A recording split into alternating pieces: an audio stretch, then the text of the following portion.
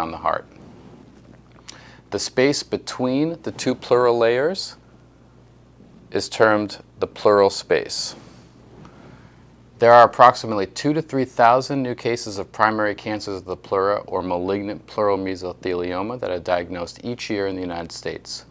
We know that remote exposure to asbestos is a risk factor for developing mesothelioma. Tumors of the pleura can also be and are most often secondary to metastases from cancer involving distant parts of the body, such as colon, prostate, and ovary, while primary pleural malignancies, and this is defined as tumors that arise from the pleura itself, are fairly uncommon. Therefore, physicians tend to have a difficult time making the initial diagnosis of mesothelioma. We continue to learn more about malignant pleural mesothelioma with respect to the diagnoses, management, and possible treatment options. We now know that for a subgroup of patients, multimodality therapy, or the combined use of chemotherapy, radiation, and surgery, is associated with better outcomes than the use of any single one of those treatment options alone. Therefore, survival of our patients with mesothelioma is beginning to improve. Up to 80% of cases of mesothelioma are associated with asbestos exposure. The remaining cases can be related to family contact as well as non-asbestos type causes. People most often are diagnosed with mesothelioma in their 50s to 70s, and males are affected more often than females.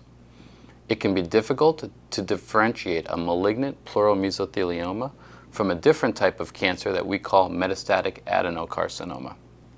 These are two completely different types of cancer with vastly different treatment options. As I mentioned before, pleural tumors are more frequently metastatic cancers than mesothelioma, and so we utilize many different tests to accurately make that distinction. It is crucial that we have enough tissue sample or a large enough biopsy specimen to adequately characterize not only the tumor as a mesothelioma, but also to distinguish which subtype of mesothelioma we have. In specific, epithelioid, sarcomatoid, or mixed. Epithelioid mesothelioma is the more favorable subtype of mesothelioma and carries a greater chance of survival after surgical and multimodality therapy. Sarcomatoid mesothelioma is composed of spindle-shaped cells, and these tumors tend to have a less favorable outcome. Part of the difficulty in making a diagnosis of mesothelioma are the subtle symptoms that a patient exhibits. Dyspnea, or difficulty with breathing, is the most common symptom, and that is usually due to the presence of a pleural effusion, characterized in blue. This accumulates in the spaces between the visceral pleura and the parietal pleura, in between the lung and the chest wall. Chest pain can also be common. Other symptoms include cough, loss of appetite, weight loss, night sweats, and even hemoptysis, or spitting up blood. On physical exam, there may be decreased breath sounds on the affected side. There can also be a mass in the chest wall, and this could be painful. There are a number of radiologic tests that we order while trying to establish the diagnosis. The stage, which tells us how advanced the cancer may be, and determine if surgery is feasible and in the best interest of the patient. CT scans of the chest are usually one of the first tests that we order. It is readily available and it provides some very useful data. PET scans help determine if there's any suggestion of disease in the other lung, in the abdomen, or in other areas of the body. At times, MRI can suggest invasion into the chest wall, mediastinum, or across the diaphragm into the abdomen. This usually indicates that surgery would not be an option that would benefit the patient. All the information we gather, including CT, MRI, PET, as well as histology from the tissue biopsy, is used to gain a better idea of the anatomy of one's mesothelioma and whether surgery will be of potential benefit for the patient. The first invasive test used in an attempt to make a diagnosis of mesothelioma is typically a thoracentesis, or when fluid is removed from the pleural space. A thoracentesis is the use of a small catheter to drain pleural fluid. that is sent for analysis to a pathologist to see if cancer cells are indeed present. It is not uncommon that the pleural fluid is analyzed and does not indicate a diagnosis of mesothelioma or even cancer at all, even if cancer is present in that space. Oftentimes, the next step is the use of a CT scan to guide a pleural biopsy. This yields a diagnosis of mesothelioma approximately 30 to 50% of the time. Better, but still not great with respect to making a definitive diagnosis of mesothelioma. Lastly, an operation can be performed, usually through a single small incision in the chest wall. A videoscope is introduced into the pleural space and multiple biopsies are taken of the pleural surfaces. This is often a diagnostic intervention that results in a definitive diagnosis of malignant pleural mesothelioma. At this point, the patient typically is referred to a thoracic surgeon with experience in treating patients with mesothelioma. As is true with any cancer we treat, we stage every patient with mesothelioma. In other words, we determine how advanced we believe the cancer to be when we attempt to determine the best treatment option possible.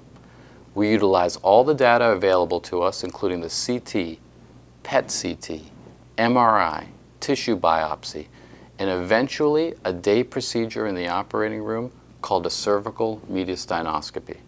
This is a procedure where a small incision is made at the base of the neck and mediastinal lymph nodes are biopsied. We now know that if the mediastinal nodes are negative for cancer, meaning no cancer is present, that these patients live longer than if the nodes are involved with cancer. If we suspect the possibility of mesothelioma existing in the abdomen, we may perform a laparoscopy to assess. This involves going to the operating room where a small incision and cameras are used to obtain tissue to prove the presence or not of mesothelioma in the abdomen. There are two operations that thoracic surgeons may consider performing for patients with mesothelioma. These are named pleurectomy and decortication or extrapleural pneumonectomy. Pleurectomy and decortication is a surgical procedure that involves removing both the visceral and parietal pleura.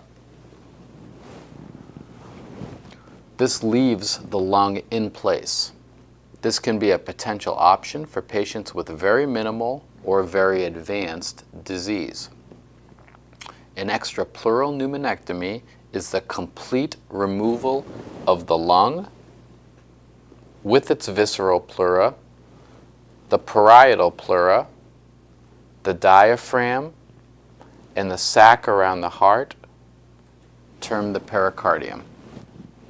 We then reconstruct both the pericardium as well as the diaphragm using prosthetic material. We believe extrapleural pneumonectomy to be the better choice for people who are strong, are younger, or who have more bulky disease. There is no gold standard therapy for mesothelioma.